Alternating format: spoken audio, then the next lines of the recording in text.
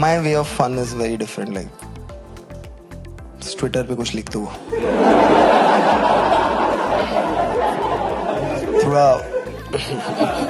थोड़ा केओस मचा दो, फिर साइड हो जाओ.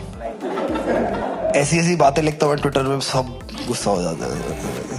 एक कमेडियन और एक लिस्टेड कंपनी ओनर, दोनों के बीच छिड़ी जुबानी जंग, और इस जंग का मैदान बना social media platform x. Comedian Kunal Kamra और ओला के सीईओ भाविश अग्रवाल के बीच एक ट्वीट से शुरू हुई लड़ाई लगातार तूल पकड़ रही है. दरअसल हाल ही में ओला इलेक्ट्रिक स्कूटर की सर्विस को लेकर कई शिकायतें सामने आई. इसी पर जब कुणाल कामरा ने सवाल किए तो ये मामला गर्म हो गया. बहस शुरू हुई कुणाल कामरा के उस ट्वीट से जिसमें उन्होंने ओला सर्विस सेंटर पर खड़े स्कूटर्स की फोटो के साथ लिखा था, क्या भारतीय कंज्यूमर्स की कोई आवाज नहीं है? क्या उनके साथ ऐसा होना चाहिए? टू व्हीलर्स कई डेली वेज वर्कर्स की लाइफलाइन है. क्या इस तरह भारतीय लोग ईवी इस्तेमाल करना शुरू करेंगे? कंज्यूमर अफेयर्स मिनिस्ट्री से भी उन्होंने इस पर प्रतिक्रिया मांगी और ओला इलेक्ट्रिक की ओर से परेशानी झेल रहे लोगों को अपनी कहानी शेयर करने को कहा. इस ट्वीट पर भाविश भी जवाब देने में पीछे नहीं रहे और उन्होंने कामरा के ट्वीट को पेड बताते हुए लिखा कि अगर इतनी ही फिक्र है तो आकर मदद करें. इसलिए मैं आपको इस पेड ट्वीट और आपके फेल्ड कॉमेडी करियर से भी ज्यादा पैसे चुकाऊंगा. अगर ऐसा नहीं करना तो चुप बैठे और हमें असल कस्टमर्स की परेशानियां सुलझाने पर फोकस करने दे.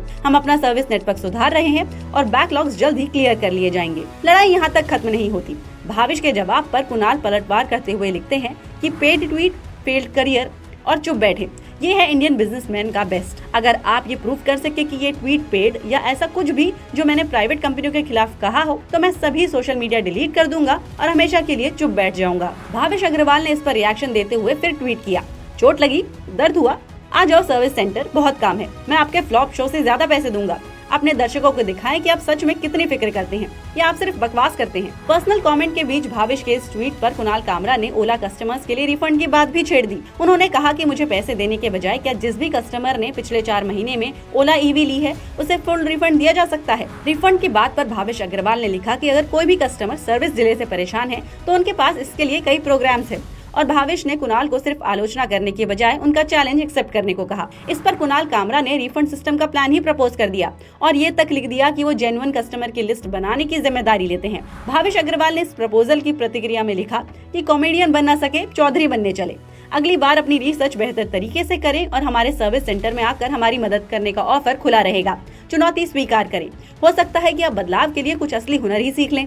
कुणाल भी इस पर चुप्पी साधने वालों में से नहीं, तो उन्होंने भी लिख डाला कि ओला कस्टमर्स को रिफंड तो नहीं मिलेगा, लेकिन क्या भाविश अभी तक की सभी ओला कंप्लेंट्स को 10 नवंबर 2024 तक ठीक कर लेंगे?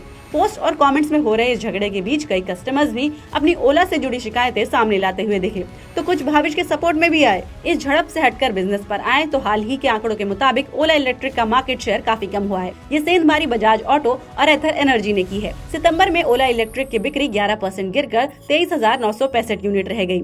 ये सबसे कम मंथली सेल्स है. यह लगातार दूसरा महीना है जब बिक्री में गिरावट दर्ज की गई है. कंपनी का मार्केट शेयर घटकर 27% रह गया है, जो कि इसी साल अप्रैल में 50% से ज्यादा था.